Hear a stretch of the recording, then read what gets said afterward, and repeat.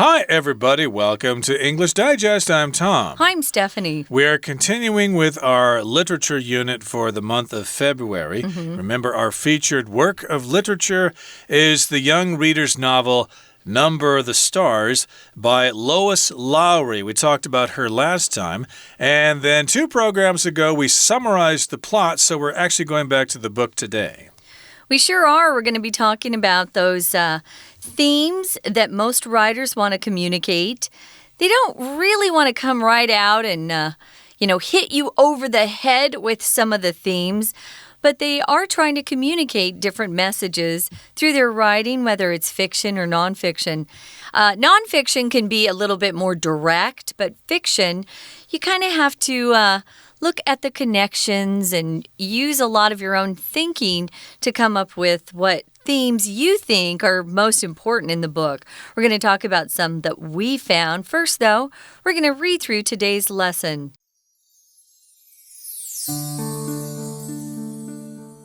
Number the Stars includes themes of friendship, bravery, and growing up. The Rosens and Johansons have lived next to each other for years and are close friends. Despite Nazi laws forbidding friendships between Jews and Christians, they treat each other like family. The Johansons stand in solidarity with their friends and neighbors and ultimately save their lives. To protect her friend, Anne-Marie hides Ellen's Star of David necklace so the Nazi soldiers won't see it, keeps it safe while Ellen is gone, and then wears it as a symbol of their friendship until Ellen returns. Anne-Marie and her family show bravery by risking their own safety to help their neighbors escape the country, as this act was punishable by death. Like people all over Denmark, they perform individual courageous acts to save Danish Jews one by one. Anne-Marie realizes it's easier to be brave if you don't know everything, such as what was in the mysterious package. Her true bravery is revealed after she learns the same soldiers that stopped her had later inspected Henrik's boat. If their dogs hadn't smelled the handkerchief, they would have picked up on the scent of the people being smuggled, and the soldiers would have caught them. The theme of leaving childhood behind and gaining maturity is reflected in the journey of Anne-Marie's character. She begins as a silly young girl, doubting whether she has the nerve to stand up for what's right in a difficult situation.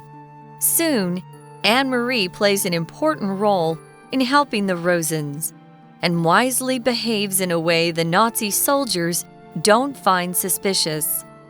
She shows maturity by understanding that it's sometimes necessary to tell lies or break the law to protect innocent people. Okay, let's get to it. Let's discuss the contents of today's lesson. Again, our book is called Number the Stars, an incredible story of courage. So this is day 3 of our lesson on literature, and this is where we discuss the themes and ideas. So, Number the Stars includes themes of friendship, bravery, and growing up. So there you have it. Those are some of the themes or ideas in this book, Number the Stars. Friendship, bravery, and growing up. That sounds like something young people would be interested in. Definitely. I know it would have interested me as a young kid. Now, the Rosens, they're the Jewish family, and the Johansons have lived next to each other for years and are close friends. They've lived next to each other for years and they're close friends, so they don't let those religious differences get in their way. Hey, you're a person just like me. I'm not going to worry about whether you go to the temple or what's the Jewish religious hall Synagogue. called? Synagogue, yeah. I just couldn't think of the word. I know rabbi, but synagogue, I just couldn't think of it. But despite Nazi laws forbidding friendships between Jews and Christians, they treat each other like family. So the Nazis say, hey, you Christians and you Jews, you cannot be friends with each other. Stay away from each other. It's forbidden to have friendship friendship. So here, forbidding is from the verb to forbid, which means something is restricted. You can't do it. Lots of things are forbidden by really harsh governments. Like, of course, lots of things are forbidden in North Korea. You cannot say anything bad about the fearless leaders there, or you'll be re-educated and tortured and probably killed for doing that. So yes, criticizing the fatherland is forbidden. A similar word is banning. If you ban something, it's something that can no longer be done. So there were these laws forbidding or banning friendships between Jews and Christians. I think you just couldn't be friends with Jews, period, regardless of your religion. The Johansons, though, stand in solidarity with their friends and neighbors, and ultimately, they come to the Rosens' rescue and save their lives. Solidarity just means unity or agreement. Maybe you agree in feeling or ideas or action. You stand in solidarity. We often use those three words together. They stand in solidarity with these folks. So they ultimately here just means in the end, or finally, they save their lives.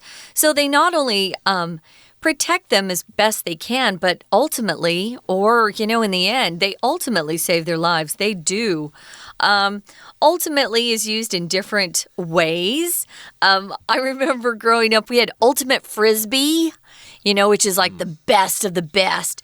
Here, ultimately just means at the end of everything that's been happening or the end of the journey or end of the process, they would go on to save their lives. It's true. So when I was in high school deciding on where to go to university, I was considering going to Iowa State or to Minnesota, but ultimately I decided to go to the University of Iowa. That was my final decision there. That was the last decision.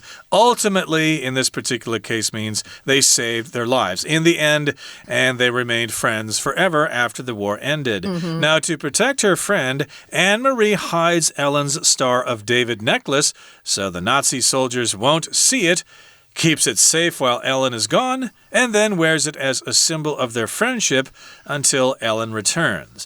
So, of course, this is all focusing on the Star of David necklace. The Star of David, of course, is that symbol of Judaism.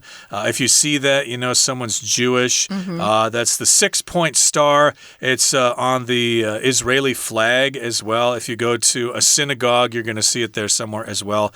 It's the symbol of Judaism. And so, yes, she had this necklace. Ellen took it. She actually ripped it off Ellen's neck, and therefore she had to hide it and later fix it. Yeah, if you rip a necklace off someone's neck, you're breaking it in some way, right?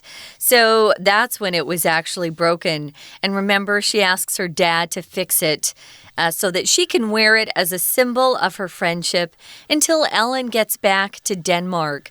Takes them a couple years to get back after the war ends. So, yeah, that's a big part of the whole story is their friendship with the Rosens and what they're willing to do for that friendship. Anne-Marie and her family show bravery by risking their own safety to save their neighbors or to help their neighbors escape the country. There were a lot of brave people back then, people who didn't have to be brave. If you weren't Jewish and you did exactly what the Nazis told you to do, you were relatively safe. But those people who decided they'd rather be brave than safe helped a lot of people live through that awful period. So they showed their bravery. If you're brave, you show courage, you do things that scare you, but you go ahead and do them because you know they're right. So sometimes being brave is seen as stupid, but I think it's wonderful. Here it says this act was punishable by death. If you were seen to help the Jews in any way, in any form, you could be arrested and they would kill you immediately. Right, or if you try to bring drugs into Malaysia or Singapore, I believe that's punishable by death. You don't want to do that. You could be executed. You could be killed for that crime. And during this time in Denmark and in lots of parts of Europe, helping Jewish people was a crime against the Nazis. They didn't like the Jews. So that act, if you did that, it was punishable by death. And as you know, the Nazis were masters at torture and stuff like that. So indeed, knowing what the Nazis were capable of doing to other people, the Danes were quite brave here in helping those Jewish people escape to neutral Sweden. Now, like people all over Denmark, they perform individual courageous acts to save Danish Jews one by one. So they perform individual acts which are also courageous. So here, individual just means of one person, okay? They do it just by themselves, not as a group, because they probably had to do that. If they worked as a group, the Nazis would immediately discover them and capture them and torture them and send them to the gas chambers. So here they had to work individually or as one unit, and these, of course, were acts of courage. Courageous is the adjective for courage. Courageous, brave, you could use that word as well.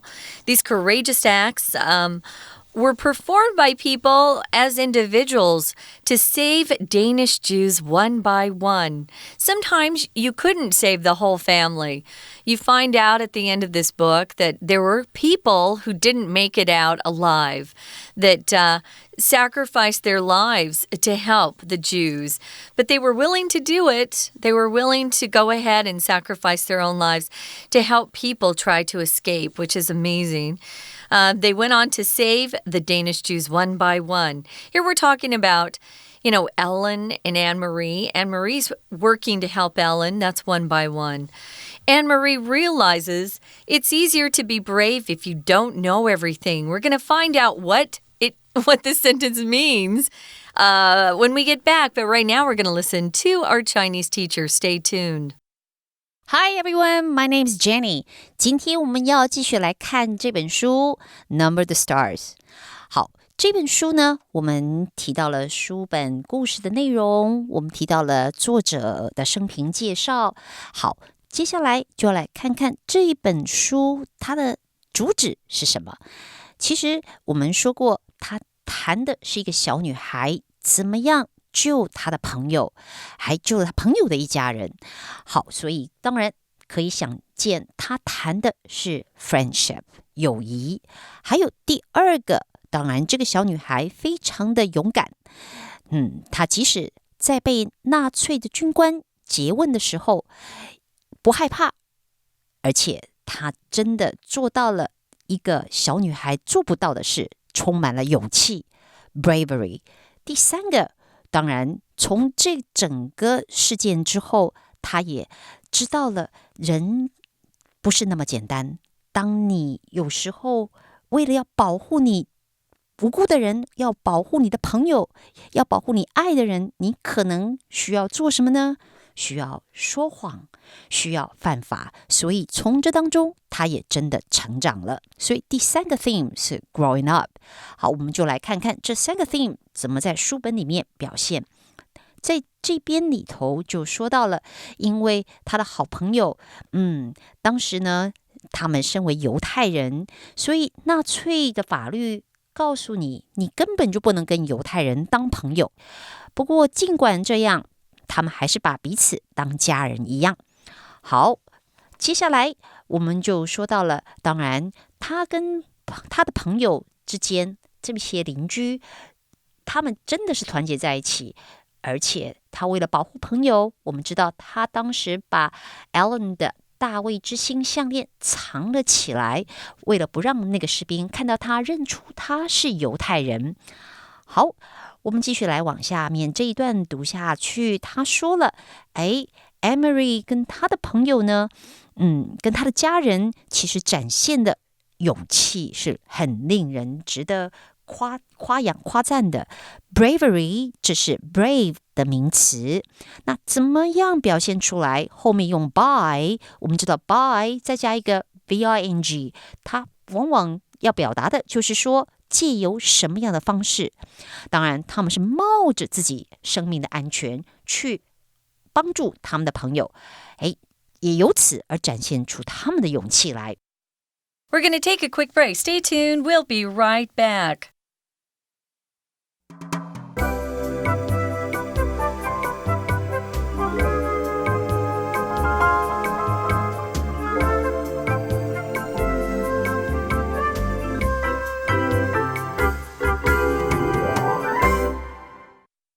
Okay, let's continue with our lesson. Again, we're talking about some of the themes and ideas in our featured novel, Number the Stars. And we've got themes of friendship, bravery, and growing up. And we talked about all the different individual courageous acts that were performed by the Danish people to save those Danish Jews one by one. Now, where we left off, we read this sentence here. Anne-Marie realizes it's easier to be brave if you don't know everything, such as what was in the mysterious package. Indeed, sometimes that is the case.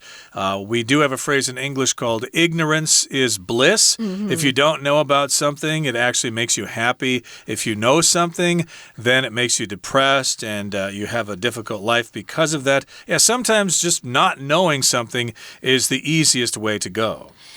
Well, she realizes it's easier to be brave if you don't know everything. Remember the packet that was dropped by Mr. Rosen?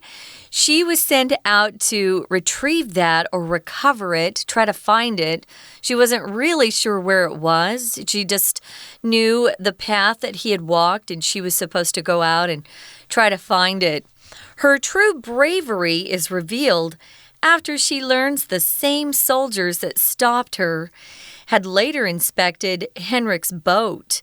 So remember, when she's out trying to find the packet, she runs into Nazi soldiers who say, "Hey, what are you doing out here, little girl?" And she acts all silly with them to try to disguise her real mission to cover up what she's really doing. Well, those same soldiers that stopped her are later the ones that inspect Henrik's boat for Jews. I'm sure that the Nazi soldiers thought that, he lives there on the water. The Danes are helping the Jews. Let's see if there are any Jews in the boat. But they didn't discover the Jews because those dogs had sniffed the handkerchief that had drugs on it and covered up or did something to dull the dog's senses. The dogs just couldn't smell as clearly. For a short time there. So if the dogs hadn't smelled the handkerchief, they would have picked up on the scent. Here we've got the phrase to pick up on something, which means you kind of understand something, especially if it's kind of subtle, if it's kind of hard to detect, but you still can find it anyway. Yes, they were having a conversation, and I picked up on what they were saying. I understood, even though they were trying to say things in such a way that I wouldn't understand. But I still picked up on it anyway. I was able to understand. And here the dogs were not able to find the scent. They couldn't pick up on it. So the dogs were kind of useless there, and they could smuggle those people out of Denmark. Well, the theme of leaving childhood behind and gaining maturity is reflected in the journey of Anne-Marie's character in the book. So if you leave childhood behind, you're growing up. That's exactly what that means, to leave childhood behind. And she's also gaining maturity. Someone who is mature or who acts with maturity or who acts mature is someone who makes really good decisions. They're wise decisions. They're not making decisions like a young kid, or they don't make decisions based on what makes them, the happiest sometimes. They do the thing that's sometimes hard but wise, and a lot of times that doesn't happen when you're 10 years old. So I'm really impressed with this girl. A lot of the kids had to grow up fast during this period of time, obviously. They weren't able to just sit down and play video games for hours. They had real scary and dangerous life and death situations they had to confront. That's also an important aspect of a good novel, the idea of change or growing up. True. There's some change in the main character because of circumstances, and I guess that means Anne-Marie is kind of the main character of this novel. She starts off as an innocent Danish girl, but later she becomes really brave and helps out her friend, etc., etc. So she leaves. Yeah, Tom, I wanted to mention we also call those types of books coming-of-age stories, where you actually see, a child turn into a young adult. Exactly. So it is kind of a coming-of-age story. And, gee, I hope there's a follow-up here to see what happens to Anne-Marie in the future and her friend, etc., etc. And so in any case, yes, it does say she begins as a silly young girl, doubting whether she has the nerve to stand up for what's right in a difficult situation. In those circumstances, for most people, it was probably easier just to keep your mouth shut. Yeah, I know that's a terrible thing, but, I want to live, We're not them, so if they have to suffer, that's too bad. We might as well not all suffer. But, some people are actually brave to stand up and say, no, this is wrong, and I'm going to do something about it. She has the nerve. She's brave enough to stand up for what she believes in. And soon, Anne-Marie plays an important role in helping the Rosens and wisely behaves in a way the Nazi soldiers don't find suspicious. So here we've got the adjective suspicious. That means you kind of think that something's going on, but you're not quite sure. You're suspicious. My friend Ted is acting weird, I suspect, or I'm suspicious that he cheated on the test. He normally doesn't get good grades, but now he's all happy. He got a really good score on the test, so I'm suspicious. I think he cheated. I wanted to go back to this phrase, if you have the nerve. If you have the nerve to do something, it's the opposite of being afraid. You'll often hear the phrase, oh, he lost his nerve, or she lost her nerve, which means they kind of chickened out, they kind of got scared and couldn't go through with what they wanted to do. So you have to be brave or courageous to stand up for what's right. So she had the nerve to stand up and fight for her friend's life. It's kind of cool. She also shows maturity by understanding that it's sometimes necessary to tell lies or break the law to protect innocent people. Yeah, technically, it would have been against the law. The Nazis had made it illegal. They had forbid the Jews and Christians from being friends. And like I said earlier, it didn't matter if you were a Christian or not. No one could be friends with the Jews. They were bad and awful people, according to the Nazis, and needed to die. That's how awful the Nazis were. So, yeah, she does understand that sometimes you have to tell lies or break the law to protect innocent, good people from bad laws. Not all of our laws are good. And I'm sure there are lots of instances in Denmark there where the Nazis caught the Danes helping the Jews, and they suffered as a result. They were probably tortured they and were killed and all that kind of stuff. So, some people, of course, were brave enough to help the others, but, you weren't always successful with that. But this book doesn't really talk about the failures so much as it does the successes. And this, I guess, was quite successful. The friend helped out the friend's family, and they lived happily ever after. Actually, the book does mention a couple people who sacrificed their lives to help the Jews. So, it's got some reality in there as well. Right now, we're going to listen one more time to our Chinese teacher, and then we'll be back. 好，我们继续来看。那这个故事里面，我们知道 Anne-Marie 跟她的家人，非常有勇气。好，我们接下来看，我们知道 Anne-Marie 她其实一开始她并不知道，她其实做了一件事，这件事就是要带着那个神秘的包裹，她根本不知道里面放了什么。说实话，在她不知道的状况之下，她也就不知道害怕。所以如果你要是真的知道里面是什么东西，你可能会提心吊胆，甚至于就露出破绽来。好，那这边就有一个句型就用到假设语气咯。看到 if their dogs hadn't smelled the handkerchief。 好，我们知道 if 这个句构里头如果有假设语气，尤其是跟过去式是相反的，那你就会用 had再加 PP 过去完成，所以这也就是你看到的 hadn't smelled。 要是说那个狗那个军犬它没有闻到那条手帕的话，可能这个狗它就会变成注意到有这些人偷渡，然后闻到这些人之后，当然就抓包了。可是还好那个狗真的没有闻出来，因为他们事先让他闻了那个手帕的味道，所以就让他无法侦测到这些偷渡的人。所以这个假设语气是跟过去式是相反的。而后半句 They would have picked up on the scent of the people 这个地方 would have 再加 PP， 所以知道了吗？这跟过去式是相反，时态的表现就是如此。好，接下来下面就说到了第3个主题，除了谈 friendship 谈 bravery， 还有一个就是他的成长。其实他因为这个事件，为了帮助他的朋友，他也真的脱离了童年。他一开始还是好像是一个傻傻的小女孩一样，可是到后来他却能够站出来捍卫正确的事物。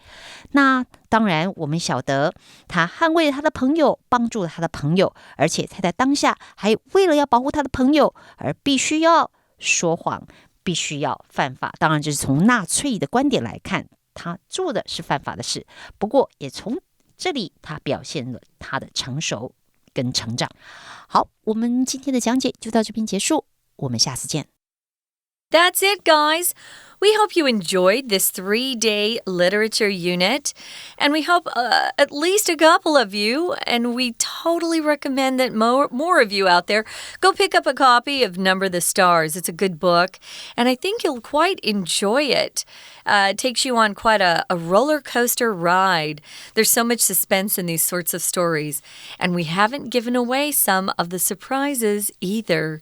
So there are some surprises in the book that you'll find by reading through it. That's it, though. We don't have any more time. We got to wrap up. Thanks for joining us, and we'll hope you'll come back soon. For English Digest, I'm Stephanie. And I'm Tom. Goodbye. Bye.